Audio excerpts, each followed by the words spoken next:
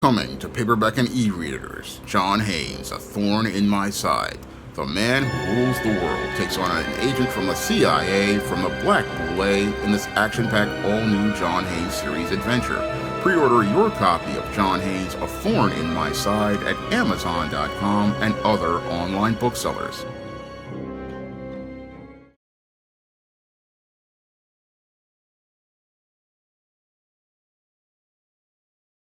One of the things you have to look out for during a job interview are when employers are acting funny. Now, when it comes to a job interview, usually people are supposed to be on their best behavior, and that's an indicator to what you're going to experience at a company. And when you start to see an employer starting to act real funny during the beginning of the interview, that's a red flag for you to basically look to move on from that company. Now, I experienced people acting funny first when I was about 18 years old, and my brother basically referred me over to a temp agency. And as I was going to that temp agency, the head of the agency wanted to ask me if I had experience. And when I told him I didn't have any, because I was just 18 years old, he basically blew me off. But my brother was able to get me another interview with the same said agency, and this is where dude who was running the company was acting real funny. Now, when people start to act funny during a job interview, you have to understand that that's a red flag for you as a prospective candidate, and when you see someone acting funny like that, you just don't waste your time with that individual's business. And you don't waste time with that individual's business because this person is already showing you that they're not going to be on point as related to their business. And if they're not going to be on point for you, there's a chance that you're possibly going to wind up getting jammed up as related to doing business with this company. Now, when it comes to individuals like this who act funny, they oftentimes are very hesitant to go out here and say whether or not they're going to hire you. And again, hesitancy is not something you want in a prospective employer. No, when it comes to an employer, you want a very direct answer, yes or no, if you're going to hire someone. Because when it comes to business, business is about people who are serious about getting you on the job and getting you on the job so that you can go out here and be able to get a good understanding of the duties of that job, and also someone who is looking to get you on the payroll so that you can get paid. You really don't want to sit there with someone who's going out here giving you a whole lot of ambiguous answers as related to the job, because that's showing that this person is on the fence. And again, when it comes to employment, you ain't got time for people who are on the fence, because people who are on the fence are basically wasting your time. And I ran into that again when I was 19 years old and I had signed up for another temp agency, and the people called me down to go down to Saks Fifth Avenue to start this temp job. And after I got down to the place, they then tell me that, oh, we don't have that job anymore, and basically wasted my time. And that was the last time I dealt with that agency, because again, I understood the value of my time. And again, you don't want to deal with people who waste your time in that they're going to go out here and act real funny as related to, again, your employment. No, if you are contacting me about a job, there needs to be, one, a position on the table, and there needs to be money on the table so that I can go out here and take care of business. Now, I also ran into this when I looked to interview for a job at a law firm. And when I interviewed at this job at a law firm, they were not talking about me in the position, but talking about hiring someone else. And again, that's another case of an employer being shady. And again, when employers are shady like this, This is where you gotta put a period at the end of things and keep it pushing. You gotta put a period at the end of things because this person, again, does not value you as a person, does not respect your time. And again, if you're sitting here talking about someone else in front of someone, that is extremely disrespectful. And as a prospective candidate, you have to see that if this employer cannot show you respect in a job interview, then they're not going to show you respect on the job. So when you see certain situations where people are just acting real strange, that's where you got to understand, okay, this is not the employer for me. And it's not the employer for me because of the person's behavior as related to this job. If they're in the interview where they're supposed to be on their best behavior and they're supposed to be making a good first impression on you and they're acting real funny, that's when you got to understand you have a right to put a period at the end of things and basically charge this job to the game. Because when I was younger, a lot of times I would have family and people telling me, oh, there was something wrong that I did. But I understand now that when it comes to employment, it's a two-way street. And with it being a two-way street, again, while I'm looking to get employment as related to that company and be able to work to get paid, I'm also looking for that employer to show me some professionalism and some respect. Show me some professionalism and some respect as related to that job. Because, again, an employer doesn't have a right to go out here and disrespect you. No, they don't have a right to openly disrespect you by going out here and doing disrespectful and unprofessional things. No, if you are, again, looking for work, and people start again acting in ways that are unprofessional, that is an indicator to you that that's not the job for you and you just need to move on. Whenever you see people acting funny, like being very hesitant during the interview, or you start to see people being very begrudging about giving you that job, that's when you need to just get up and walk away, because it's not a place where this person is showing you professionalism. And if they cannot show you professionalism during a interview process, then that's an indicator that you're not going to be treated with any sort of professionalism when you get on that job.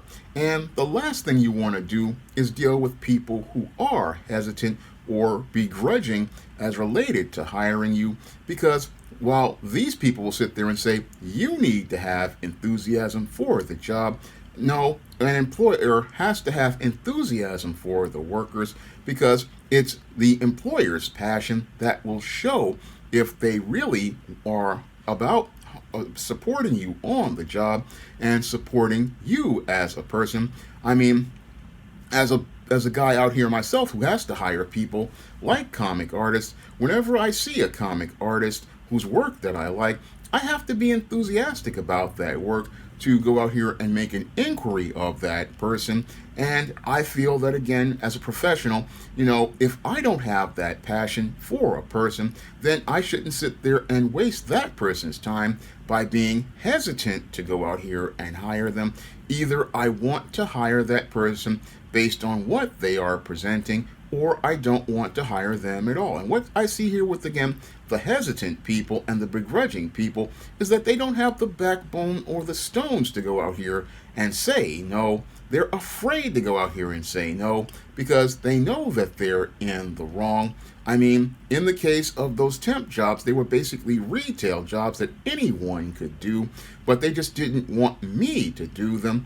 But they didn't have a problem with other people doing them. So I looked at that and again saw it as, again, a case of, people want to be unprofessional because they believe, and some of them believe in stereotypes about black men. Others just really are incompetent. But the whole thing is that you don't waste people's time by being hesitant overall, because it makes you look weak as a professional, and it really doesn't really make you look competent, because people who are competent are confident in who they want to hire, and they don't sit there on the fence hesitant about things and they don't sit there begrudgingly giving a person a job, because you never really want to be begrudging about giving a person a job, because you're not going to be able to see that person from an objective perspective to basically see their talents and abilities to be at their best. You're not going to be able to assess their skills. No, you can't be hesitant as related to, again, hiring people. No, you can't be hesitant about it, because hesitancy, again, shows weakness of leadership. And the last thing you want to do is be a weak leader, because if you don't have confidence in your people's ability to go out here and do their jobs, then you're not going to see that person as competent. And if you can't see that person as competent, you're basically wasting that person's time.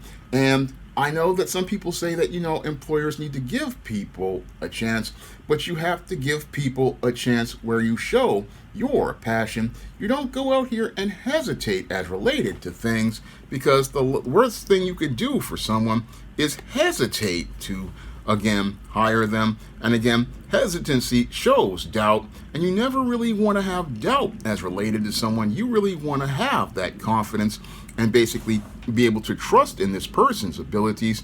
I mean, whenever I go out here and I make an inquiry of an artist, I make an inquiry, again, as related to believing in that talent.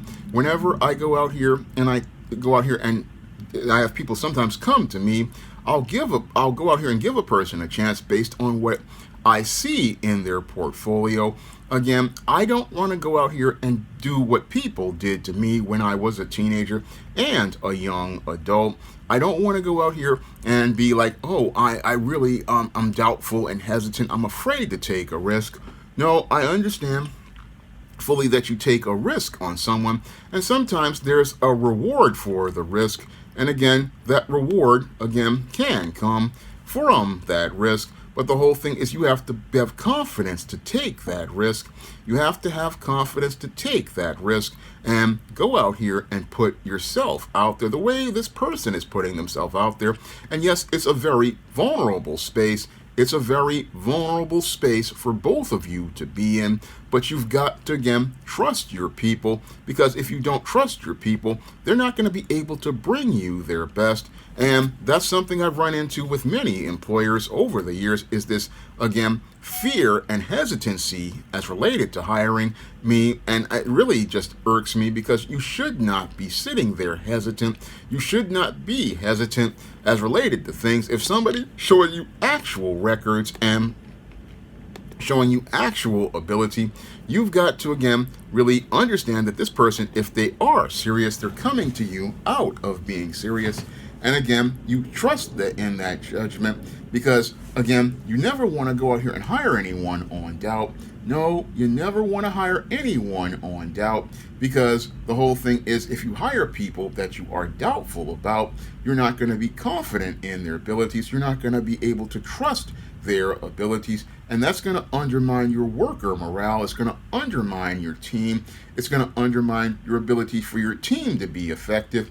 And this is something that you have to understand about, again, hiring people. Hiring people, you hire people who you, again, know you can, again, trust. And again, don't waste people's time. Don't waste people's time, again, talking in circles or talking, again, ambiguously, because that, again, that shows an employer not as being professional, but coming from a position of weakness. And when you come from a position of weakness, again, it makes people not look to respect you as a business person, doesn't respect you as a professional, because when it comes to professionals, it is a straight line. It's a yes or a no, not a maybe or an if I want this, like a no all around. And again, if you believe this person, you either believe in this person or you don't.